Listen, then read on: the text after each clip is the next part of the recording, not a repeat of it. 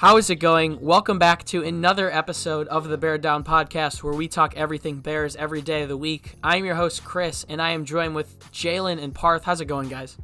What's up, boys? So, today we are going to be talking just about everything NFL Combine. We're going to make an episode in a couple days actually breaking down the Combine. I would like to say it is currently Saturday when I'm recording this. I'm going to the Combine on Sunday for the defensive backs round, so I'll get a look at all safeties, cornerbacks, something that the Bears should definitely be interested in. So luckily my college is in close proximity to that. But today we're going to be mainly discussing the trade rumors. It's been reported that the Bears are in trade talks with the Bengals about Andy Dalton, and also that the Bears have heavy interest in Derek Carr. Ryan Pace earlier this week did say that he's not sure what he wants to do about Trubisky's fifth-year option. Whether you like it or not, I think that his trust and his belief in Trubisky is a little bit weary, but he is still committing to him to start the 2020 season off. Parth and Jaylen, I would like to ask you guys, I know you guys are both Mitch supporters. I know, Parth, you've kind of leaned off that road a little bit and have been weary about it on your fan page. But do you think that Pace not committing to Trubisky's fifth-year option is something to be worried about? I'd say so, because it shows that he still doesn't know what decision he's making. And honestly, neither do I. I don't know if we want him back. I mean, I do want him back. I want him to do great this year. I want him to turn into that Drew Brees type of guy, that just come out of nowhere. Absolutely. But we don't know what's going to happen. Every year that passes, it gets less and less likely. Exactly. And if we don't commit to it and makes him work harder, and if he plays out of his mind, I don't mind paying him later on, because that's what we did with Kyle Fuller, basically. Jaylen, what do you think about that fifth-year option possibly being declined or not yet accepted a month before a decision needs to be made? Just like Parth said, you guys, both of you guys know how much I love Mitch. I don't want us to not, sit Mitch on the bench and then he goes to another team and just goes off, because that's definitely something that can happen, especially with this organization and not, having good quarterbacks. So if that's what it comes to, and Pace doesn't pick up his fifth-year option and he makes Trubisky, basically prove it to me, and then I'll give you the money you deserve. But I'm a little weary. I hope he pick it up. But I'm not Pace. Pace knows what's going on inside the organization. He sees, stuff that we don't see. So, we'll just wait it out. Like I said, I want Mitch back. I want him to be our starting quarterback. I want him to lead us to many playoff wins and a Super Bowl win. But like I said, I'm not Pace, so we just have to see how that plays out.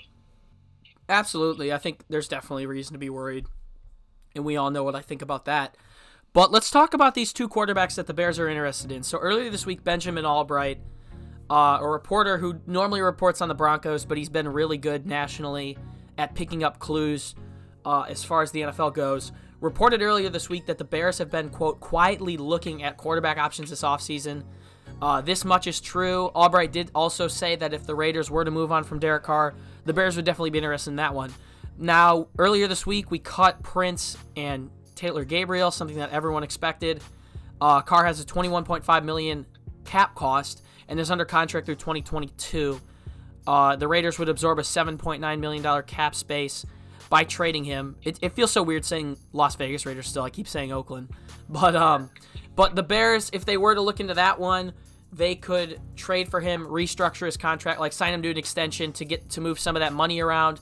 The Bears also have a lot of money they can move around this offseason. I'm going to quickly pull up my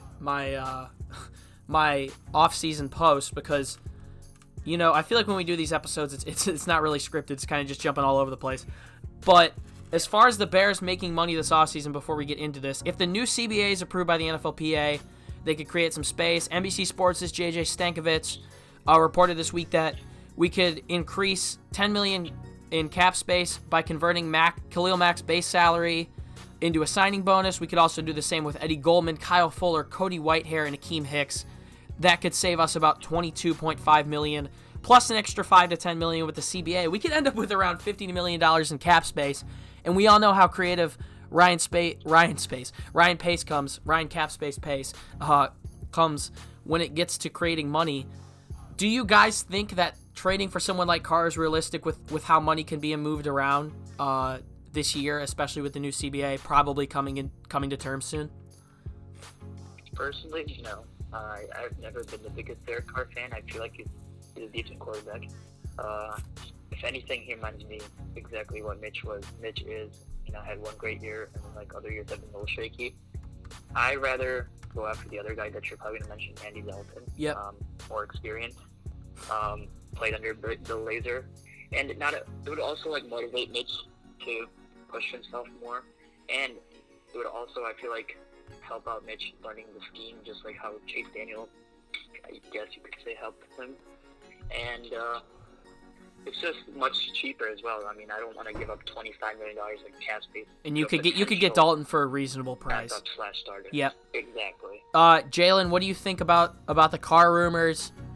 I'm not going to ask you if you think Dalton is more realistic. We'll talk about that one later. But just in general, what are your thoughts on that? Obviously, now we know it's plausible with our cap space, but just your thoughts on that. I think this is if this happens, I would be very upset. He has a $21 million cap hit. Yeah, I think if he traded to us, it would go to $19.5 million through 2022, and we could obviously restructure that. That's I think if we had to do something, we would probably sign him to an extension and move that money around for sure. Well, he's still going to be making a lot of money basically, and we only have we have very limited cap space. We have only we only have one or two day 2 picks, and that's both in the second round, and then after that it's 5th, 6th, and 7th. We don't have that much cap space, and if we trade one of our second picks that we could use on a tight end or a quarterback or offensive line, absolutely, which are big needs for us right now, then I'll be very upset. I get that we need. Well, of course we're gonna need QBs. Mitch is the only QB on the roster, but I would definitely be upset if we traded a second round pick for Carr. I would be upset if we traded for Carr in general. Not even if it was a 6th or 5th round pick for him. I would be very upset. Absolutely. So looking at the Bears this offseason, there's been a lot going on, which is something that we all like. Similar to 2017, a lot of rumors and stuff, the Bears are looking to pursue Austin Hooper. You would assume that would cost a lot of money. So my thoughts personally is that I think we are going to move around some of these other contracts. There's not much of a risk in that, considering most of these guys have stayed healthy. Allen Robinson's also an extension we need to get done. Cordarrelle Patterson's someone else we need to look at to extend. And we got some tough choices to make. We obviously already extended Eddie Jackson. Leonard Floyd, someone we have to look at if we're considering all options. Tariq Cohen, maybe. But the Bears have been looking at everything in the draft. They've looked at tight ends. They've met with quarterbacks, including Jake Fromm, even though I don't think that's going to be something that we end up doing. I'd be surprised if we drafted a quarterback in the second round. We've looked at some defensive backs. We've looked at some edge rushers. So everything is on the table. Let's talk about Andy Dalton now. The Bears obviously hired Bill Lazor as their offensive coordinator. You would assume if Dalton came in, he would be cheaper than Carr. He'd still be somewhat expensive, but he'd be cheaper than Carr. He's definitely someone that could push Mitch. I'm going to read out a tweet earlier today from the Bears blog, a Twitter page I like a lot. Is Andy Dalton a great quarterback? Of course not, but the Bears don't need a great quarterback. They need a quarterback to read defenses and get them into the right plays. They need a quarterback who can hit layups. They need a quarterback who can threaten the back end of defenses and hit the deep ball on opposing defenses. Dalton can do all of that. Dalton was pretty solid from 2010 to 2015 when he came into the league. Made the playoffs all those years, didn't win games, but you would assume with this defense and the weapons and hopefully improved offensive line and hopefully improved tight end position that he'd be right back in that saddle. Parth obviously already expressed his opinion on rather trading for Dalton and thinking that's a more realistic option. So, Jaylen, I'm going to hop to you. First off, do you think this is realistic? Because there actually are reports that the Bears are inquiring on this one. And secondly, do you think it's going to happen?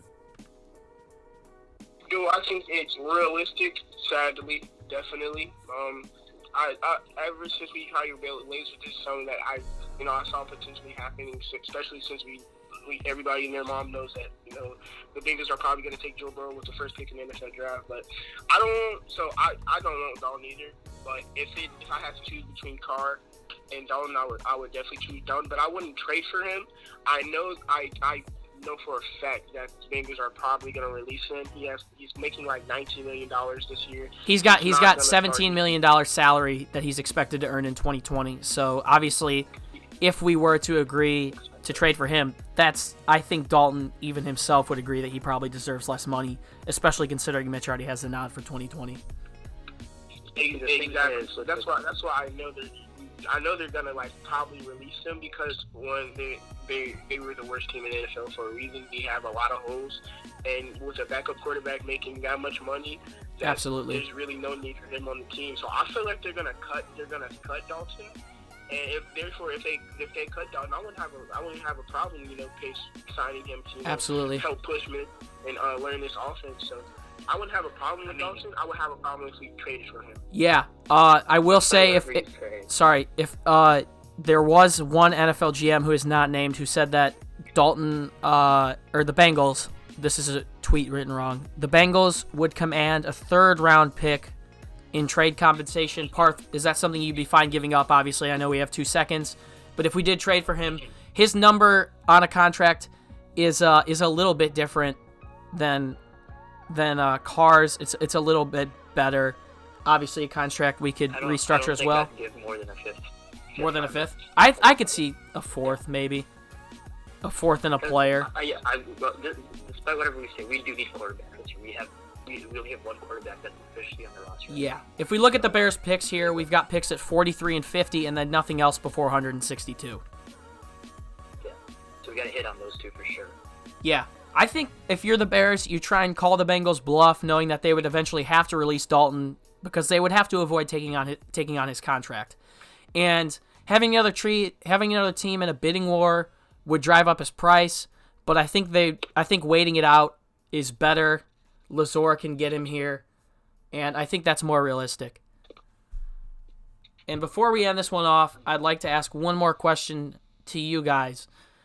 Let's say week 4 comes next year, and Mitch still doesn't have the wheels screwed on. Who will be starting at quarterback for the Bears?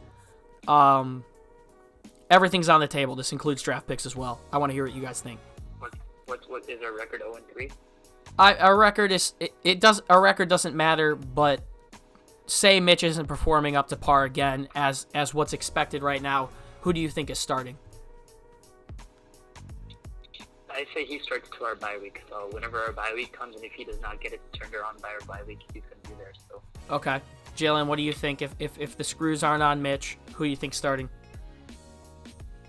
I use it with any quarterback being on. Anything's on the table, because obviously there's rumors. Even for Jake Fromm, there's rumors right now. I mean, meeting with him obviously shows that there's some interest. We know the pressure's on Mitch right now. Who do you think starts if the screws come off for Mitch? This is a question. It's a tough. I'm a little partial. Whenever our bye week is, especially with this new CBA, how they're talking yeah. 2 bye weeks. I don't know if this 17th game's gonna come this year, but whenever the bye week is, and if Trubisky's still not playing how Nagy feels like he should play, maybe he's gonna get replaced by a Dalton or a Carr, or maybe even a draft pick like Easton yep. Washington, or Fromm. I would definitely take Fromm. Yeah, neither would I. I wouldn't want Fromm either. But I could definitely see that happening, sadly. Absolutely. Yeah, and you got to think with Ryan Pace not picking up that 5th-year option, he's a bit weary. He's going to be a big voice in Nagy's ear. If Dalton's here, Bill Lazor is going to be a big voice in Nagy's ear. That quarterback's coach, Don DeFilippo, is going to have a big voice in Nagy's ear. You guys kind of answered my question, but if you had to pick a starter that isn't Mitch, who would it be? Andy Dalton. Jaylen's having a draft pick. Who would you like to pick personally? Well, I like Jacob Eason a lot. He's been my favorite prospect for a while. Yeah, I still wouldn't mind. I know he's probably not gonna go early no more because the combine, he's not looked at as a quarterback. But I wouldn't mind taking like a Jaylen Hurts or like an Anthony Gordon in the mid round. I actually would not have a problem with that. But I'm gonna go Dalton too. Yeah, Dalton. But I would rather see it. Absolutely. Yeah. Ryan Pace. One thing I didn't realize from Pace's combine interview is that he said the Bears will add competition to the quarterback room this offseason. And there is a chance to accomplish that in the draft. Easton's a strong-arm gunslinger. He's expected to come off the board in the second round or something. So we'll see how it ends up, man. There's a lot of stuff going on with the quarterback right now. We're going to keep up to pace with you guys on NFL Combine, NFL Draft. This is the best time of the year, personally, I think. Free agency with everything going on. But thank you guys for tuning in. You heard our thoughts on Dalton and Carr. I think we're all in consensus that Dalton is probably a little bit more realistic, but Carr isn't off the table, especially depending on what happens to Tom Brady, Phillip Rivers, some of those guys. The Las Vegas Raiders are definitely looking at other quarterbacks. But thank you guys very much for tuning in. You can find the links to all of our fan pages down in the description, and whether you're listening on Spotify, Apple Podcasts, or YouTube right now, please do us a favor and subscribe. We are trying to hit 500 subscribers on the YouTube channel by the end of the year, and we're going to keep trying to be consistent. I know I always say that, and it falls off, but we're going to try not to hinder. And you can also follow the fan page on Instagram and Twitter at Bear Down. Thank you guys for tuning in. Make sure to leave your thoughts in the comments, and that'll pretty much do it for us. Bear Down, Chicago. Peace. Peace.